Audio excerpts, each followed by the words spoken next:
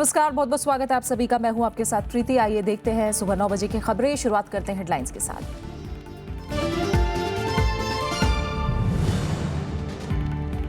जम्मू कश्मीर में पीडीपी का बीजेपी के साथ जारी रहेगा गठबंधन। सरकार गठन पर महबूबा मुफ्ती करेंगी फैसला। नेशनल कॉन्फ्रेंस का बीजेपी के साथ तालमेल से इनकार। असम में बीजेपी और बोडोलैंड पीपल्स फ्रंट मिलकर लड़ेंगे चुनाव। अमित शाह और बीपीएफ प्रमुख के बीच बैठक के बाद फैसला। जून से पहले होना है विधानसभा चुनाव।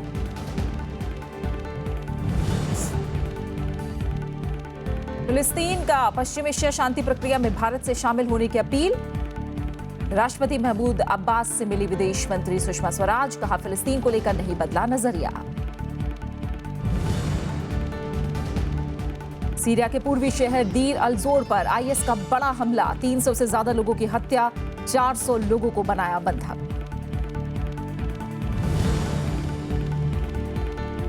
मेलबर्न में हार के साथ भारत ने वनडे सीरीज गंवाई। विराट कोहली का विश्व रिकॉर्ड, 161 पारी में बनाए सबसे तेज 7000 रन।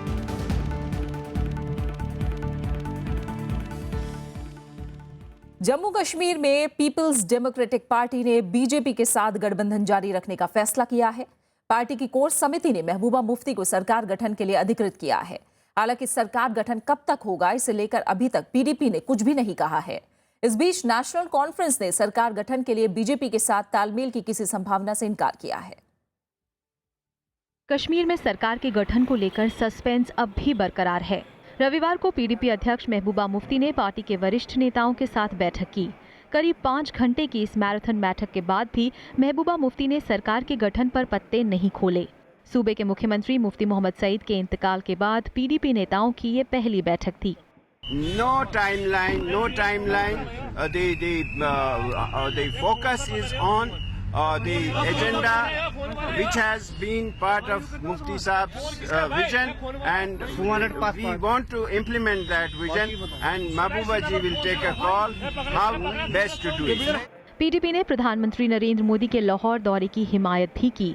हम ये समझते हैं कि उनका मोमेंट ऑफ ग्लोरी था कि जिस दिन वो अपने डेथ बेड पे वहाँ पे मॉनिटर कर रहे थे दिल्ली में, तो उसी दिन हमारे मुल्क के प्राइम मिनिस्टर नरेंद्र मोदी जी लाहौर की यात्रा पे गए, और मुफ्ती साहब के लिए शायद वो जिंदगी का आखिरी और सबसे बड़ा खुशी का मरहला था। पठानकोट आतंकी हमले के बाद लाहौर यात्रा के मुद्दे पर विपक्ष के निशाने पर रही सरकार के लिए पीडीपी का ये बयान राहत देने वाला है। लेकिन सरकार बनाने के मुद्दे पर बीजेपी अभी भी पीडीपी के जवाब का इंतजार कर रही है। जम्मू कश्मीर में सरकार बनाने के मुद्दे पर पीडीपी के रुख की हमें जानकारी नहीं है। हम उनके जवाब का इंतजार कर रहे हैं। उम्मीद है कि बीजेपी पीडीपी का गठबंधन जारी रहेगा। जम्मू कश्मीर में पिछले कई दिनों से सियासी पारा चढ़ा हुआ है। शनिवार देर रात नेशनल कॉन्फ्रेंस प्रमुख फारूक अब्दुल्ला ने इस मुद्दे पर राज्यपाल एनएन बोहरा से मुलाकात भी की थी। उन्होंने पीडीपी और बीजेपी को आपसी मसले सुलझाने की सलाह भी दी। Delay is a bad thing. For the state, it's a bad thing because this is a border state and going through a very difficult phase. They have the mandate, they must sit down and solve the problems of the people. That is why they were elected. 2014 में हुए विधानसभा चुनावों में PDP ने 28 और BJP ने 25 सीटों पर कब्जा किया था, जिसके बाद दोनों ने गठबंधन की सरकार बनाई थी। नेशनल कॉन्फ्रेंस 15 और कांग्रेस 12 सीटों पर ही सिमट गए थे। Bureau report, Rajya Sabha TV. BJP और बोडोलैंड पीपल्स फ्रंट असम विधानसभा में मिलकर चुनाव लड़ेंगी। इस साल होने वाले विधानसभा चुनाव के लिए बीजेपी और बोडोलैंड पीपल्स फ्रंट के बीच गठबंधन पर सहमति बन गई है। दिल्ली में बीजेपी अध्यक्ष अमित शाह के निवास पर हुई बैठक में पार्टी महासचिव राम माधव, केंद्रीय मंत्री सर्बानंद सोनोवाल, असम बीजेपी के अध्यक्ष हेमंत बिस्वा शामिल हुए। वहीं बोडोलैंड पीपल्स फ्रंट की ओर से अग्रामा मोहिलारी, चंदन ब्रह्मा, विश्वजीत देमरी शामिल हुए। बोडोलैंड पीपल्स फ्रंट के मुताबिक केंद्र सरकार बोडोलैंड क्षेत्रीय परिषद क्षेत्र के विकास के लिए 1000 करोड़ रुपए की अतिरिक्त मदद देगी। साथ ही बोडो समुदाय से जुड़े कई मुद्दों पर जल्द कदम उठाने का भरोसा दिलाया है। बीजेपी और बीपीएफ के बीच सीटों को लेकर जल्द बातचीत होगी। इस बारे में औपचारिक ऐलान प्रधानमंत्री नरेंद्र मोदी की कल होने वाली असम यात्रा के दौरान किया जाएगा। दिल्ली सरकार ऑड इवन योजना की समीक्षा के लिए आज संबंधित विभागों के साथ बैठक करने जा रही है। इसमें 1 जनवरी से 15 जनवरी तक चलाई गई ऑड इवन योजना की कमियों और आगे इसे लागू करने को लेकर बातचीत होगी। साथ ही दिल्ली में प्रदूषण के स्तर और इसे कम करने के दूसरे उपायों पर भी चर्चा होगी। इससे पहले रविवार को दिल्ली सरकार ने छत्रसाल स्टेडियम में एक कार्यक्रम आयोजित किया। इसमें ऑड इवन पर अमल करने और मदद करने वालों का शुक्रिया अदा किया गया। इस कार्यक्रम में मुख्यमंत्री अरविंद केजरीवाल, उनके मंत्रिमंडल के सहयोगियों के अलावा दिल्ली सरकार के सभी विभागों के अधिकारी और बड़ी तादाद में लोग मौजूद थे।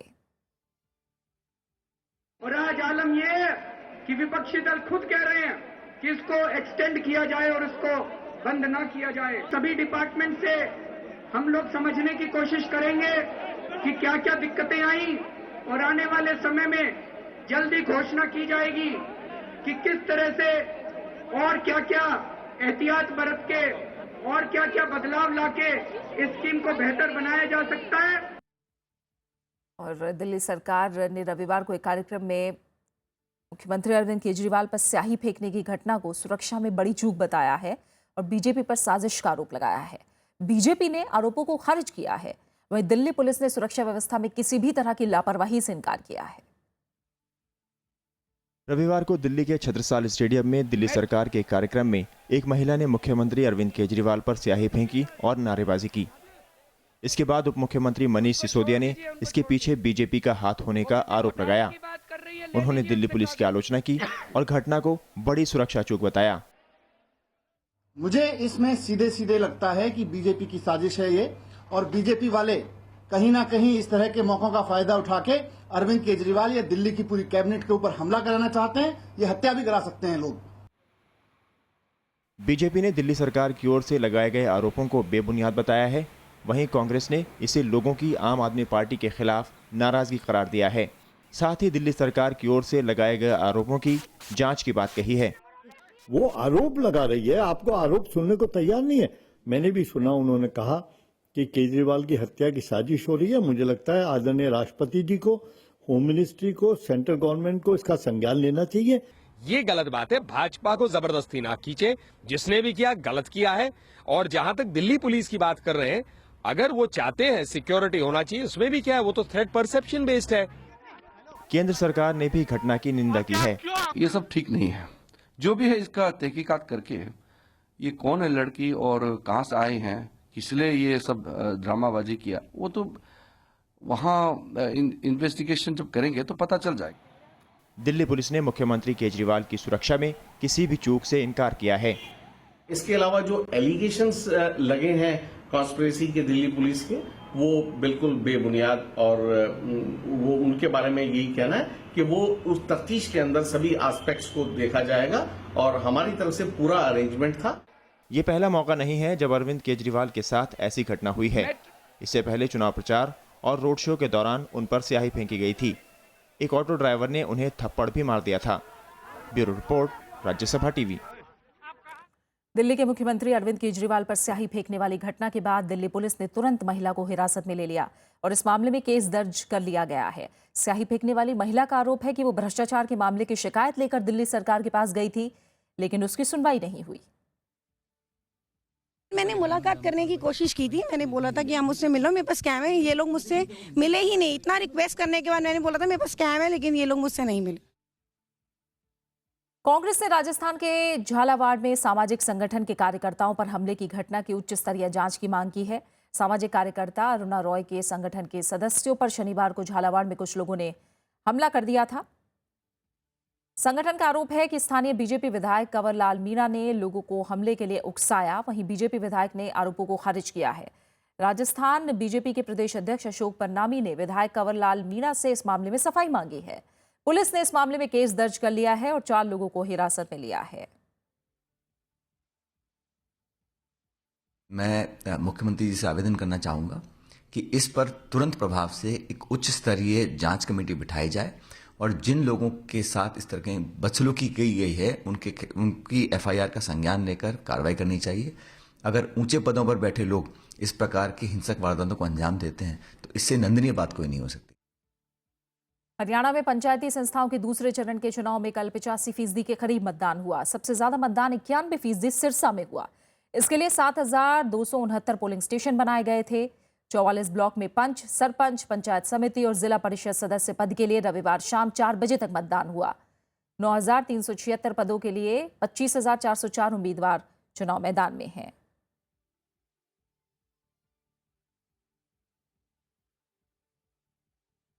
प्रधानमंत्री नरेंद्र मोदी आज से 2 दिनों के सिक्किम दौरे पर रहेंगे। प्रधानमंत्री सतत कृषि और किसान कल्याण पर आयोजित राष्ट्रीय सम्मेलन में भी भाग लेंगे। इस कार्यक्रम में देश भर के कृषि मंत्री और सचिव हिस्सा ले रहे हैं। प्रधानमंत्री कार्यक्रम में शामिल हुए लोगों को संबोधित भी करेंगे। मंगलवार को प्रधानमंत्री राज्य सरकार की तरफ से आयोजित सिक्किम जैविक उत्सव में शामिल होंगे। कार्यक्रम में सिक्किम को देश का पहला जैविक कृषि राज्य भी घोषित किया जाएगा। इसके अलावा प्रधानमंत्री नरेंद्र मोदी राजधानी गैंगटॉक के रिज पार्क जाएंगे, जहां पुष्प प्रदर्शनी और सिम्बे मार्केट प्रतियोगिता का आयोजन किया जा रहा है। प्रधानमंत्री की यात्रा के मद्देनजर राज्य में सुरक्षा के कड़े इंतजाम किए गए हैं।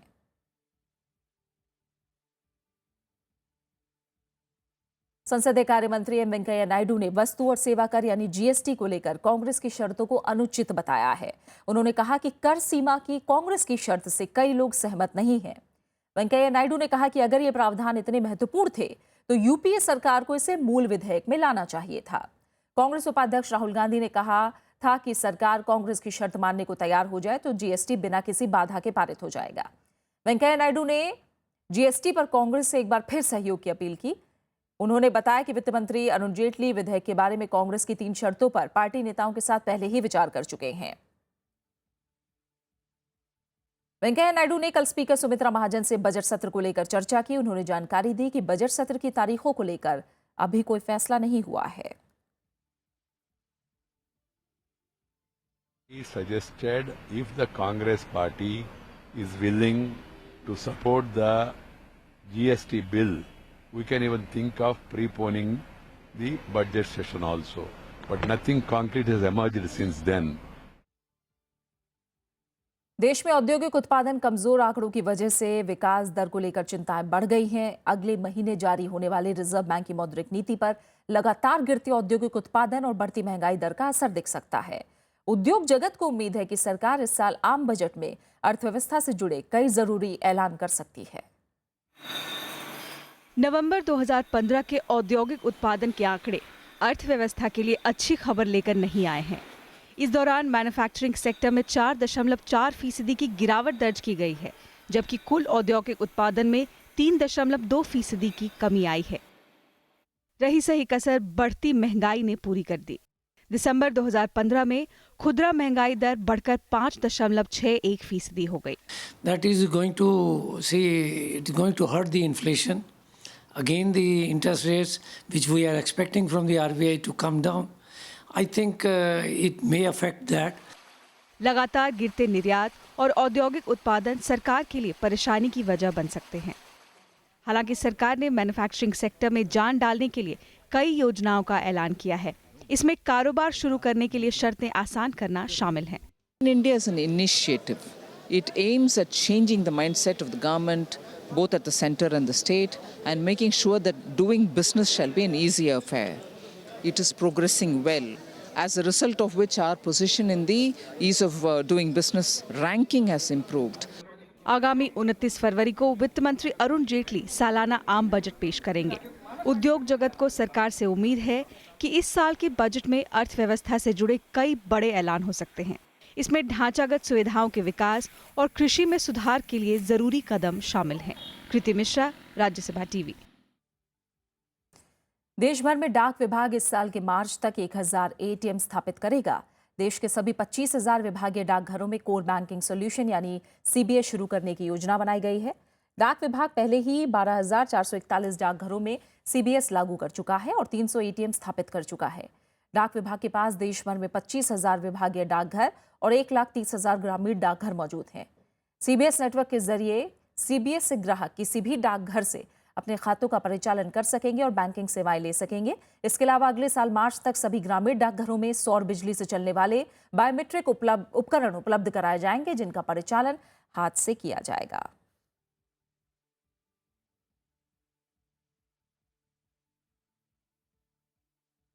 खबरें जारी, हम लौट रहे हैं एक छोटे से ब्रेक के बाद।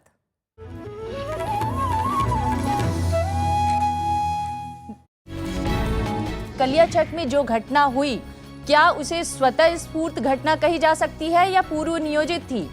कहीं ना कहीं पश्चिम बंगाल की सरकार स्थितियों को छुपाने का प्रयत्न कर रही है और ये दुर्भाग्यपूर्ण है। कि देखिए आरएसएस की एक पॉलिसी ये है और बीजेपी की, जैसे अंग्रेज ने डिवाइड एंड रूल किया, ये राइट एंड रूल कर रहे हैं। उधर सिंपली गुंडागर्दी था, उसको क्यों आप कम्युनल और हिंदू का बात बोल रहे हो? सांप्रदायिक जब टकराव होता है तब दूसरे संप्रदाय के लोगों के ऊपर हमला होता है, लेकिन आप देखेंगे निशाना बनाया गया था प्रशासन। भगवान बचाना हम छोड़ें और इंसानों को बचाने की बात करें, तभी सहिष्णुता की बात हो पाएगी। देखिए सरोकार सिर्फ राज्यसभा टीवी पर।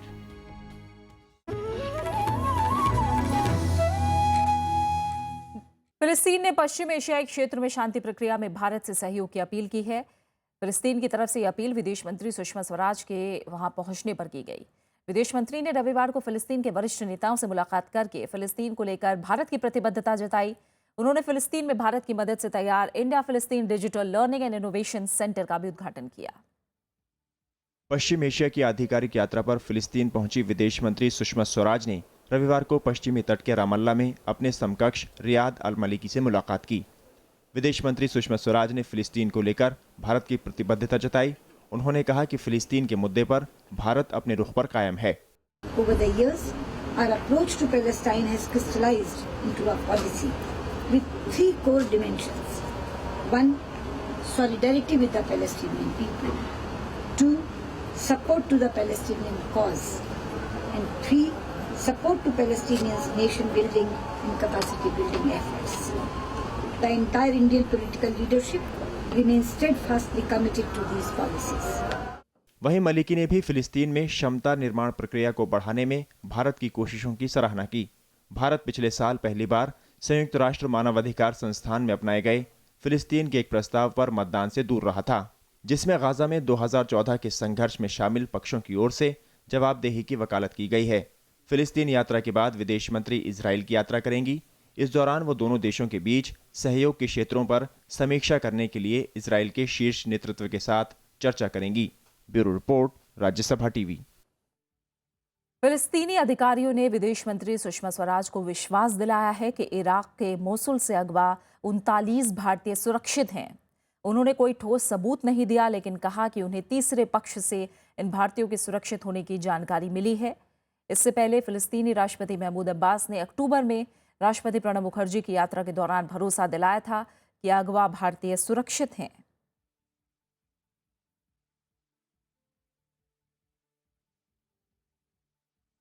ईरान पर आर्थिक प्रतिबंध हटने के कुछ ही देर बाद अमेरिका ने उसके मिसाइल कार्यक्रम पर नए प्रतिबंध लगाने का ऐलान किया है। नए प्रतिबंध यूएन के नियमों के उल्लंघन को करते हुए बैलिस्टिक मिसाइल के परीक्षण के मद्देनजर लगाए गए हैं। ईरान में आर्थिक प्रतिबंध हटने का जश्न अभी थमा भी नहीं था कि अमेरिका ने ईरान के मिसाइल कार्यक्रम पर नए प्रतिबंध लगाने का ऐलान कर दिया, जिसके तहत ईरानी मिसाइल कार्यक्रम से जुड़ी 11 संस्थाएं और लोग अमेरिकी बैंकिंग तंत्र का प्रयोग नहीं कर पाएंगे। ये प्रतिबंध अक्टूबर में ईरान की ओर से संयुक्त राष्ट्र नियमों का उल्लंघन करते हुए परमाणु क्षमता वाले बैलिस्टिक मिसाइल के परीक्षण के बाद लगाए गए हैं। इस बीच ईरान के राष्ट्रपति हसन रूहानी ने आर्थिक प्रतिबंध हटने पर खुशी जाहिर की है। خواهیم حل و فصل مسائل منطقه از طریق منطق هست، اما در این حال رفتار غیر دیپلماتیک। इधर अमेरिकी राष्ट्रपति बराक ओबामा ने प्रतिबंध हटने का स्वागत किया है।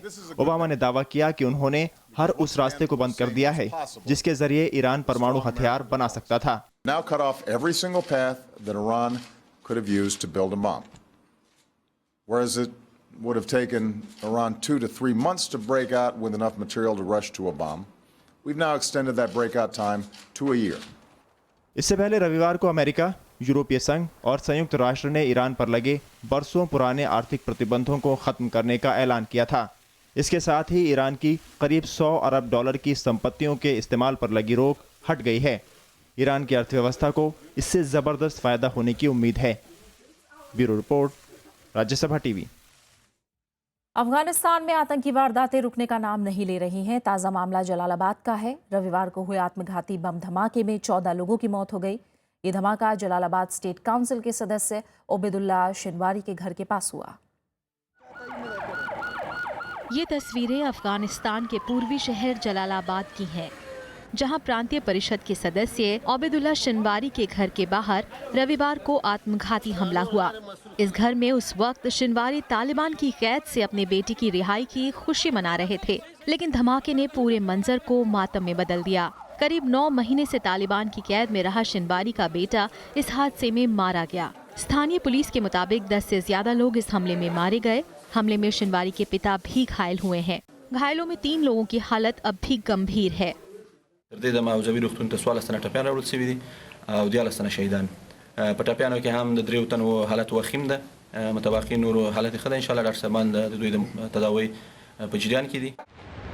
अफगानिस्तान में इससे पहले भी कई बार धमाकों में देश के नागरिक जान गंवा चुके हैं। 13 जनवरी को भी अफगानिस्तान में आत्मघाती हमला हुआ था, जिसमें हमलावर ने पाकिस्तान के वाणिज्य दूतावास के पास खुद को उड़ा दिया था। इस हमले में 7 लोगों की मौत हो गई थी और 12 लोग घायल हुए थे। जनवरी में ही भारतीय वाणिज्य दूतावास पर भी हमले की कोशिश हुई थी, लेकिन सुरक्षा बलों ने इस साजिश को नाकाम कर दिया था।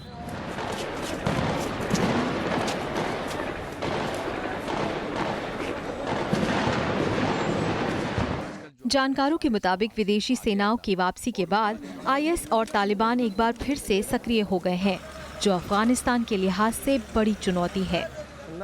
आजकल जो आईएस वहाँ से आ गया था और तालिबान रीइमर्जेंस हो रहा है, इसका मकसद है कम से कम 10-15 बेस भी अभी तक वहाँ पर भी है। अल-कायदा भी के लिए वहाँ पर वो ट्रेनिंग कैंप शुरू किया और इसी काइंड ऑफ ऑपरेशन है जो जब तक ये सुसाइडल ऑपरेशन कर रहा है। Only 2% can do this one. Taliban के साथ शांति स्थापित करने की कोशिशों के बीच अफगानिस्तान में लगातार हमले हो रहे हैं। Bureau report, Rajya Sabha TV. Syria के पूर्वी शहर दीर अल-ज़ूर में एक हमले के बाद चरमपंथी संगठन इस्लामिक स्टेट ने करीब 400 लोगों का अपहरण कर लिया है। सीरिया के घटनाक्रम पर नजर रखने वाली ब्रिटेन स्थित संस्था Syrian observatory for human rights का कहना है कि इस हमले में 85 आम नागरिक और 50 सीरियाई सैनिक मारे गए हैं। हमले में सरकार समर्थक लड़ाकों के परिवारों को निशाना बनाया गया है और अगवा किए गए लोगों में ज़्यादातर औरतें और बच्चे हैं। इधर सरकारी समाचार एजेंसी सना के मुताबिक बघाली इलाके में आईएसआईएस के हमले में 300 नागरिक मारे गए हैं।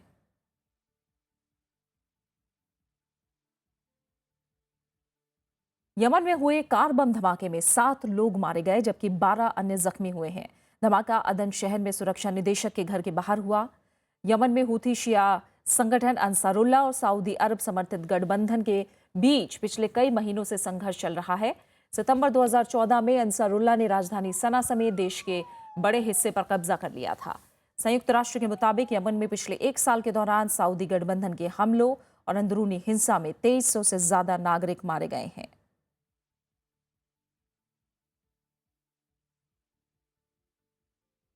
बुर्किना फासो की राजधानी में होटल पर हुए आतंकी हमले में 29 लोगों के मारे जाने की पुष्टि हुई है। सरकारी आंकड़ों के मुताबिक शनिवार को हुए आतंकी हमले में मरने वालों में इटली, रूस, कनाडा, स्विट्जरलैंड और फ्रांस समेत 18 देशों के नागरिक शामिल हैं। हमले में घायल 30 लोगों का इलाज किया जा रहा है। इस बीच सुरक्षा बलों ने सभी 4 आतंकियों को मारकर 120 बंधकों को रिहा कराया। अल-कायदा ने इस हमले की जिम्मेदारी ली थी।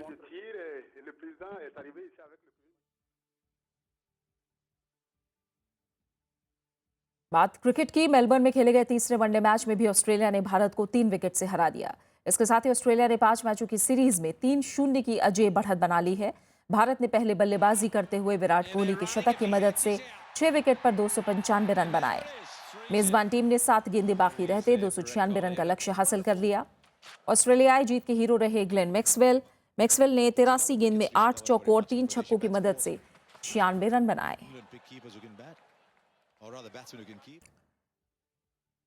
और इस मैच में विराट कोहली ने 2 रिकॉर्ड अपने नाम किए। कोहली वनडे क्रिकेट में सबसे तेज 7000 रन बनाने वाले बल्लेबाज बन गए हैं। कोहली ने 161 पारियों में 7000 रन पूरे करके एबी डिविलियर्स के रिकॉर्ड को तोड़ दिया। डिविलियर्स ने 166 पारियों में 7000 रन पूरे किए थे। इसके अलावा कोहली ने वनडे में सबसे तेजी से 24 शतक लगाने का भी रिकॉर्ड बनाया।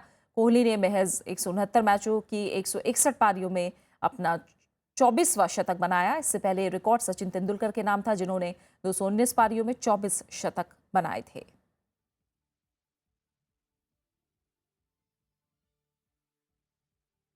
हिंदी फिल्मों के दिग्गज अभिनेता और गायक कुंदन लाल सहगल की आज पुण्यतिथि है। आइए याद करते हैं सहगल साहब को उनके यादगार सिने सफर के जरिए। गम थी ये मुस्तकिल कितना नाजुक है दिल ये ना जाना। मखमली आवाज, सधे हुए सुरों का अंदाज और बेमिसाल अभिनय।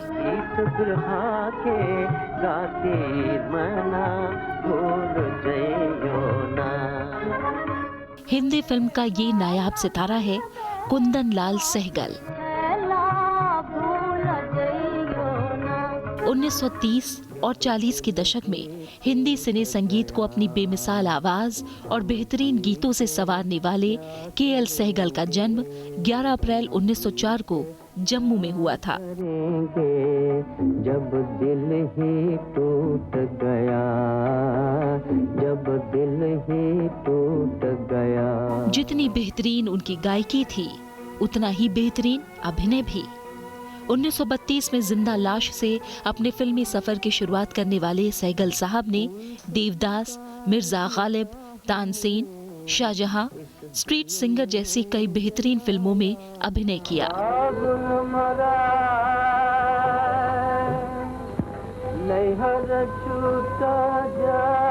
उस दौर में प्लेबैक सिंगिंग का चलन नहीं था। ऐसे में अभिनेता अपने गीत खुद ही गाते थे।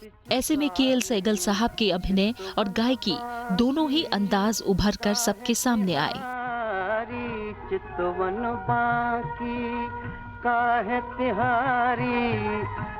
42 साल की उम्र में 18 जनवरी 1947 को सहगल साहब ने दुनिया को अलविदा कह दिया। Bureau report, Rajya Sabha TV. और आखिर में एक नजर हेडलाइंस पर।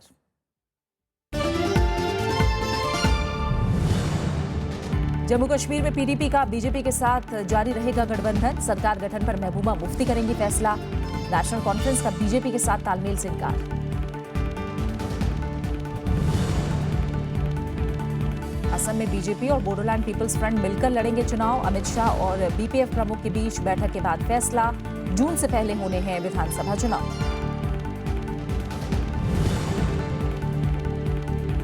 फिलिस्तीन की भारत से पश्चिम एशिया शांति प्रक्रिया में शामिल होने की अपील। राष्ट्रपति महमूद अब्बास से मिली विदेश मंत्री सुषमा स्वराज। कहा, फिलिस्तीन को लेकर नहीं बदला नजरिया। सीरिया के पूर्वी शहर दीर अल-जोर पर आईएस का बड़ा हमला। 300 से ज्यादा लोगों की हत्या, 400 लोगों को बनाया बंधक।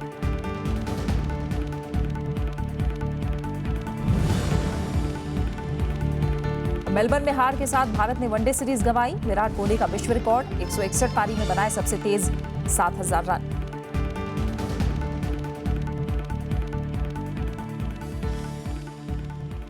और इसी के साथ फिलहाल इस बुलेटिन में इतना ही। एक छोटे से ब्रेक के बाद आगे देखिए खास कार्यक्रम शख्सियत। नमस्कार।